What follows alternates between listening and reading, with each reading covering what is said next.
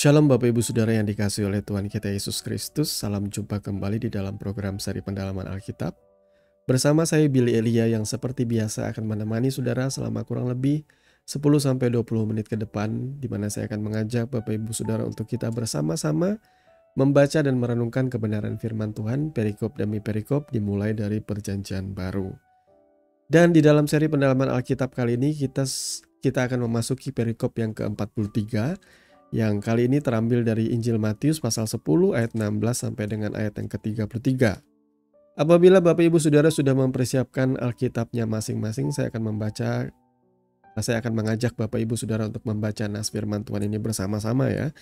Matius 10 ayat 16 sampai dengan yang ke-33 dengan judul perikop penganiayaan yang akan datang dan pengakuan akan Yesus. Lihat, aku mengutus kamu seperti domba ke tengah-tengah serigala. Sebab itu hendaklah kamu cerdik seperti ular dan tulus seperti merpati. Tetapi waspadalah terhadap semua orang, karena ada yang akan menyerahkan kamu kepada majelis agama, dan mereka akan menyesah kamu di rumah ibadatnya. Dan karena aku, kamu akan digiring ke muka penguasa-penguasa dan raja-raja sebagai suatu kesaksian bagi mereka dan bagi orang-orang yang tidak mengenal Allah.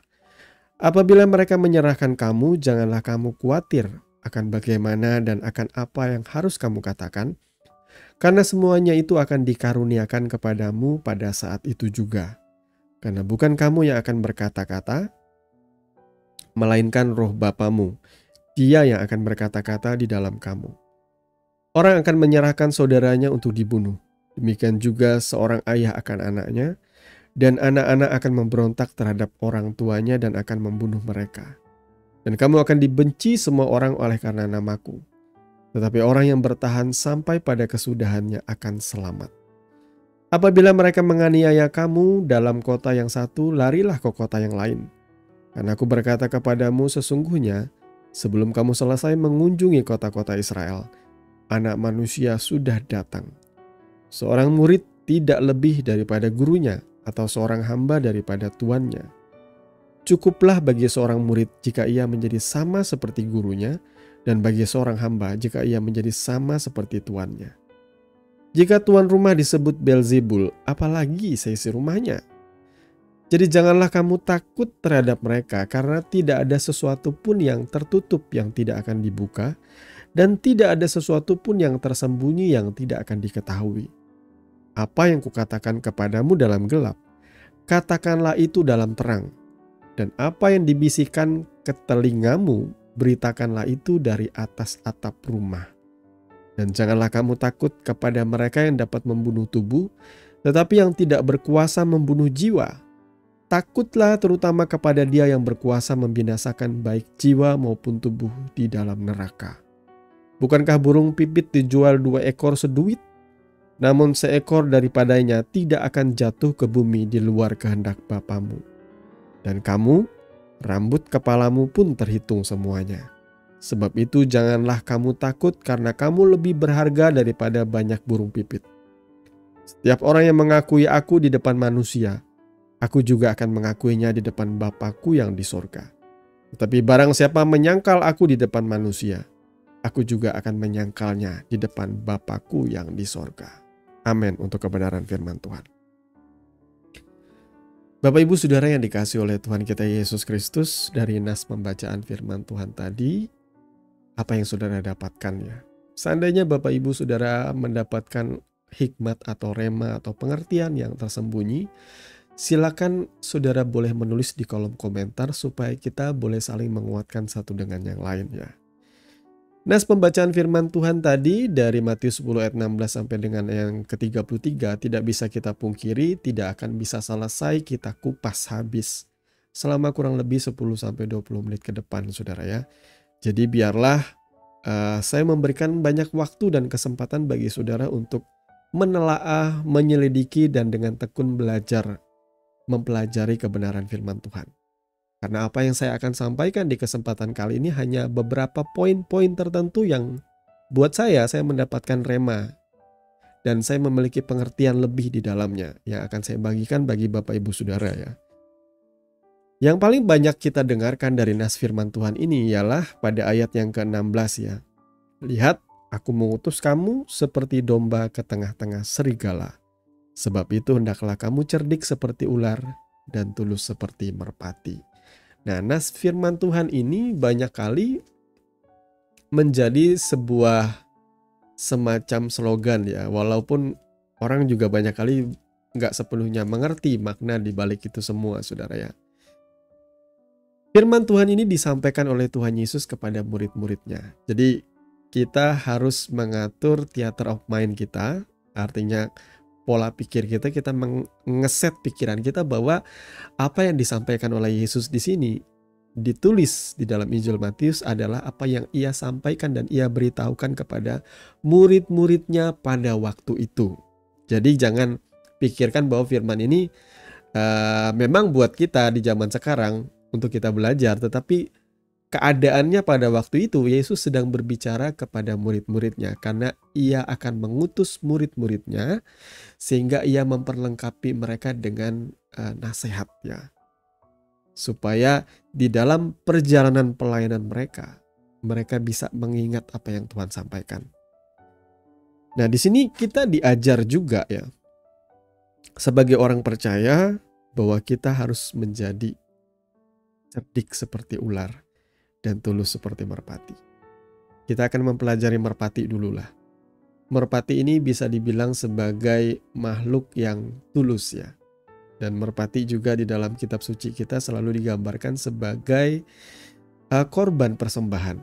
Walaupun yang di dalam Alkitab kita itu lebih kepada burung dara muda ya, yang menjadi korban persembahan ke bait suci. Nah, menjadi orang percaya memang kita harus tulus. Tetapi jangan tulus dan kita dibodohi. Jangan tulus dan kita ditipu. Apalagi zaman sekarang, kitab suci kita berkata bahwa ini adalah zaman di mana ada begitu banyak angin-angin pengajaran yang bisa saja setiap saat membuat saudara terombang-ambing. Bingung, ya. Contohnya ya, tanpa saudara sadari banyak orang Kristen pasti banyak kali suka mengklik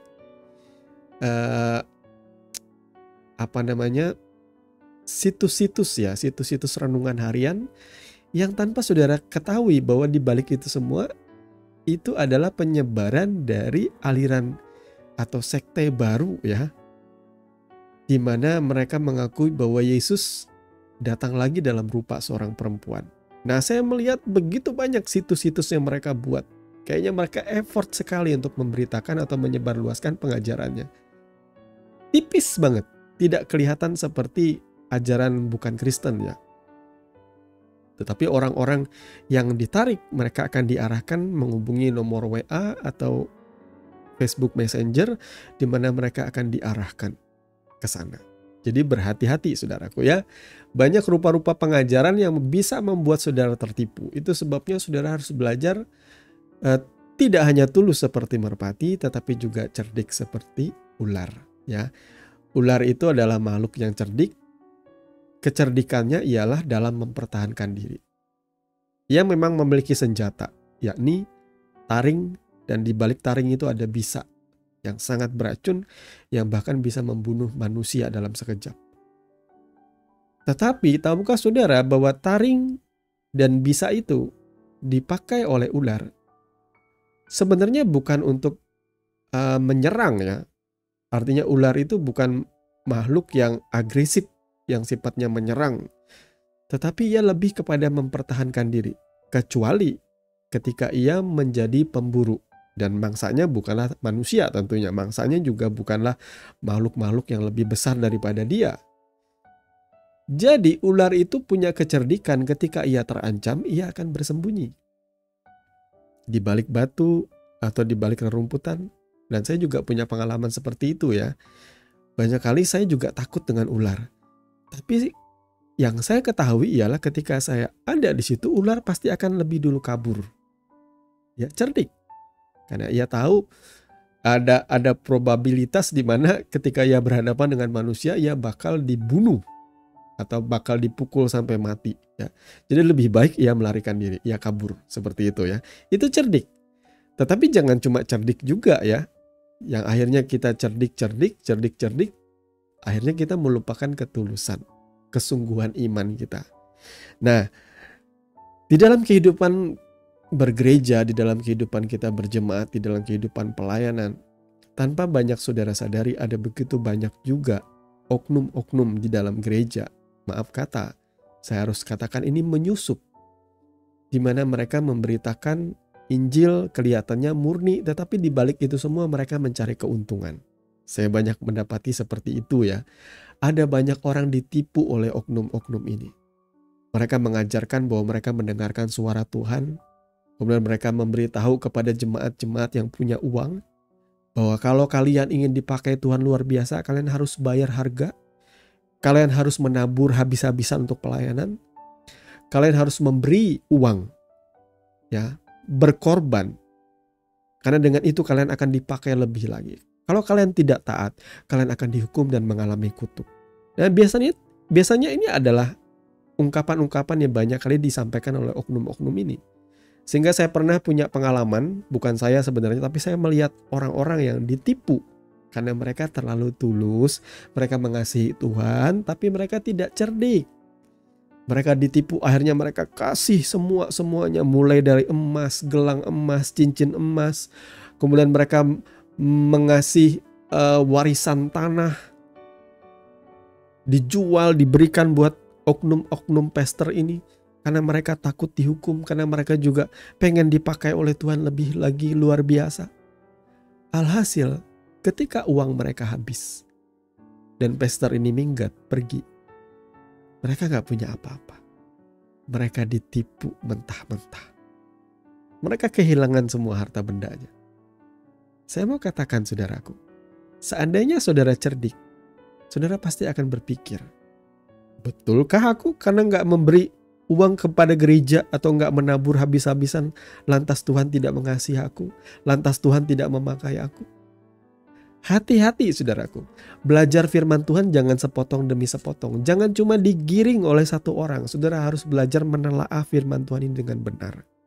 Jangan seperti orang-orang di luar sana yang cuma mencari kesalahan dalam kekristenan, sehingga mereka tidak paham struktur lengkap dari kitab suci kita. Kalau seandainya saya jadi orang Kristen seperti itu, jadi orang Kristen kebanyakan hanya mengambil nas-nas firman Tuhan favorit, menjadi nas-nas istilahnya kesayangan, maka saya nggak akan bisa bertumbuh lebih baik hari ini. Saya harus memakan firman Tuhan ini dari Kejadian sampai Wahyu. Tidak pilih-pilih mana yang baik, mana yang menyenangkan didengarkan, semuanya saya harus belajar. Karena ketika saya belajar dengan lengkap, saya melihat suatu bangunan yang utuh. Saya tidak cuma melihat bagian-bagian tertentu, tapi saya melihat satu bangunan yang utuh yang tidak dilihat oleh orang lain. Pengertian saya akan Tuhan itu berbeda. Ketika saudara membaca firman Tuhan itu dari Kejadian sampai Wahyu dengan lengkap, saudara akan mendapatkan gambaran Tuhan itu seperti apa. Perjalanan kita dalam mengikuti Tuhan itu seperti apa. Ya, beda sama mereka yang cuma mencomot-comot ayat, bahkan kadang-kadang ayatnya itu lepas dari konteks atau lepas dari perikopnya, sehingga maknanya itu mulai ambigu. Begitu banyak makna yang kelihatannya kontradiktif yang membuat kita bingung, saudara ya.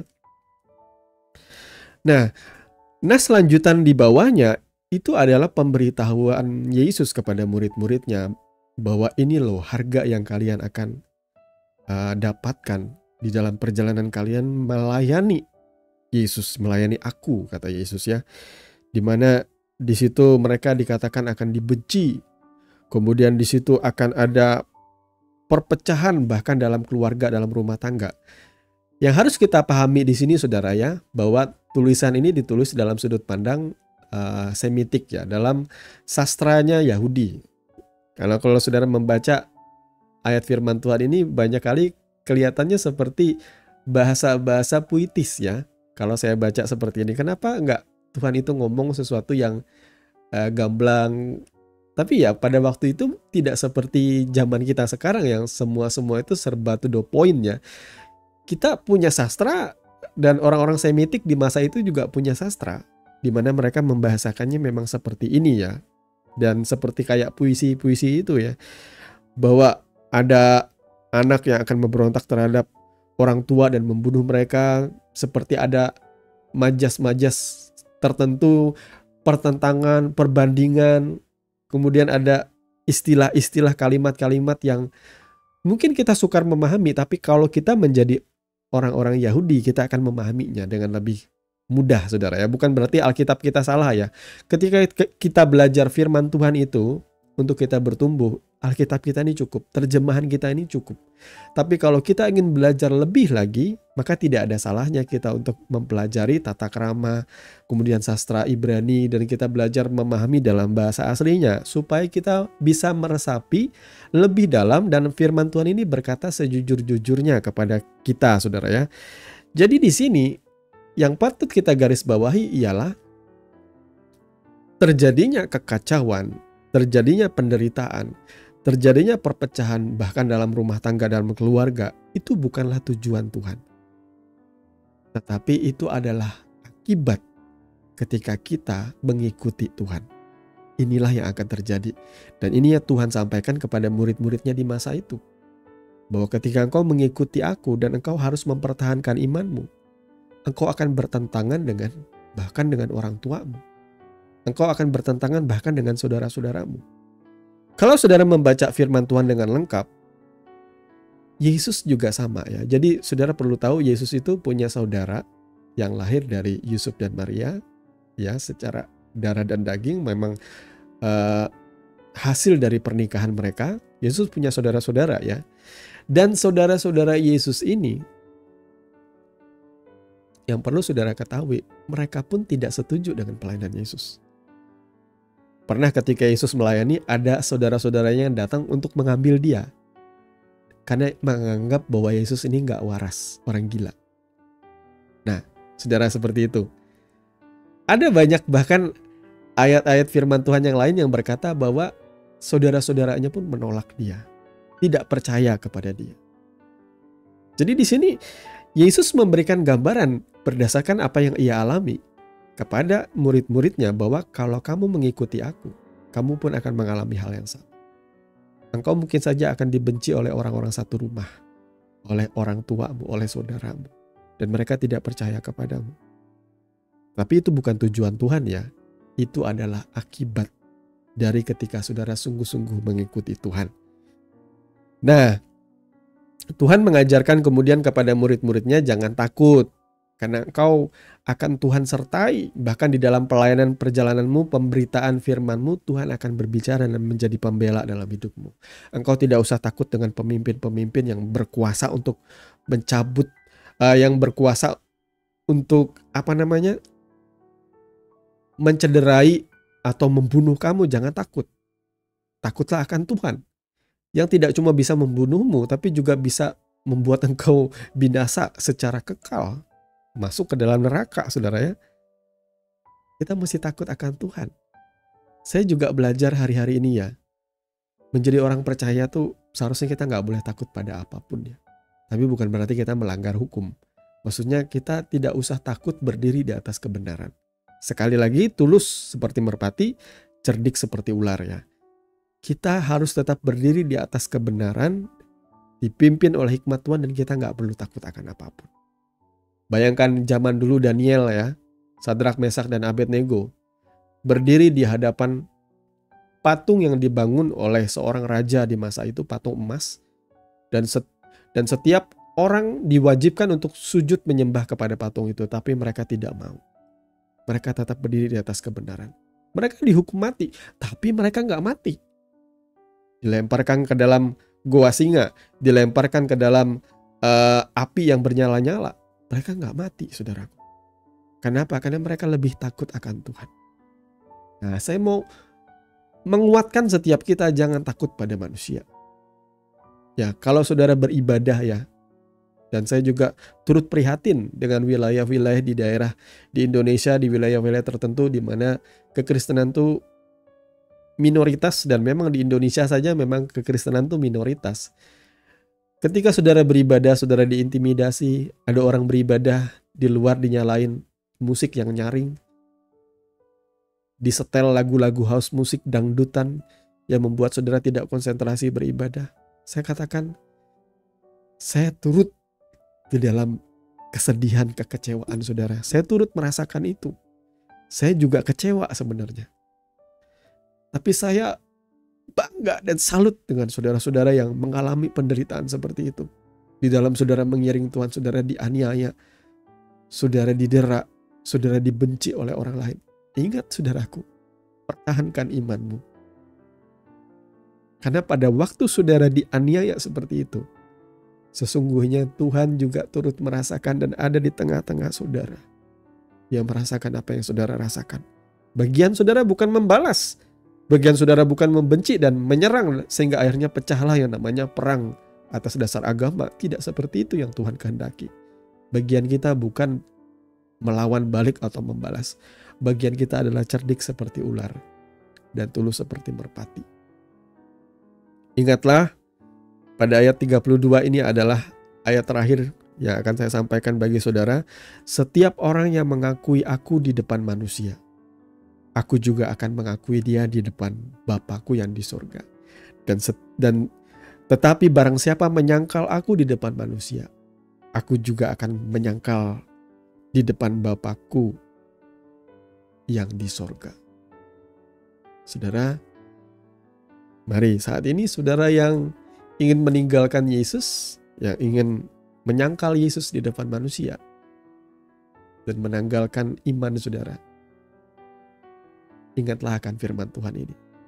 Sebenarnya nas firman Tuhan ini disampaikan sebagai sebuah gambaran atau nubuatan bagi Petrus ya.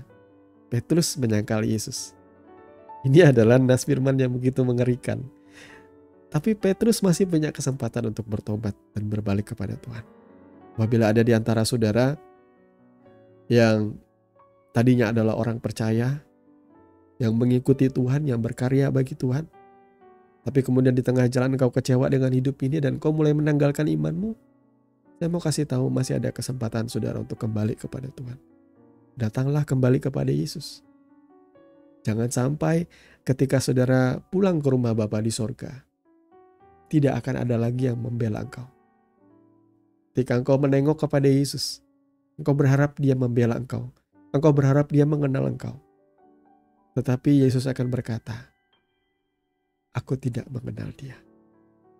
Enyahlah engkau sekalian pembuat kejahatan. Tuhan Yesus memberkati firman-Nya. Mari kita berdoa. Bapa, di dalam nama Tuhan Yesus, terima kasih untuk kebenaran firman yang sudah sama-sama kami dengarkan di kesempatan kali ini. Tuhan, tolong kami supaya kami boleh hidup di dalamnya. Supaya kami boleh menjadi orang-orang percaya yang tidak hanya tulus, penuh kasih, tapi juga cerdik seperti ular, Tuhan. Tolong kami juga, Tuhan, melalui setiap pergumulan, masalah yang kami hadapi, tekanan, intimidasi, karena kami percaya di dalam segala sesuatu Tuhan memberikan kami kekuatan, supaya kami boleh menanggung segala perkara bersama-sama dengan Engkau, Tuhan. Saya percaya Tuhan tidak meninggalkan kami sendirian. Ia turut bekerja dalam segala sesuatu. Bahkan Tuhan menaruh hikmat di dalam pikiran kami dan perkataan-perkataan untuk menolong kami di saat kami sedang terdesak. Terima kasih Tuhan, kami mengucap syukur kepadamu, kami menyerahkan kehidupan kami, keluarga rumah tangga kami, segala apapun yang kami kerjakan, aktivitas kami, pekerjaan kami, studi kami, ke dalam tangan-Mu yang penuh kuasa. Di dalam nama Tuhan Yesus kami berdoa. Haleluya. Amin. Bapak Ibu Saudara yang dikasihi oleh Tuhan, kita sudah sampai di penghujung seri pendalaman Alkitab di episode yang ke-43 kali ini. Terima kasih buat Bapak Ibu Saudara yang sudah tetap setia mengikuti kita dan mendukung kita di dalam doa supaya kita boleh terus menjadi berkat bagi banyak orang. Akhirnya saya Billy Elia pamit, sampai bertemu lagi di seri pendalaman Alkitab yang berikutnya. Kiranya kasih karunia di dalam Tuhan kita Yesus Kristus melimpah di dalam kehidupan saudara sekalian. Shalom.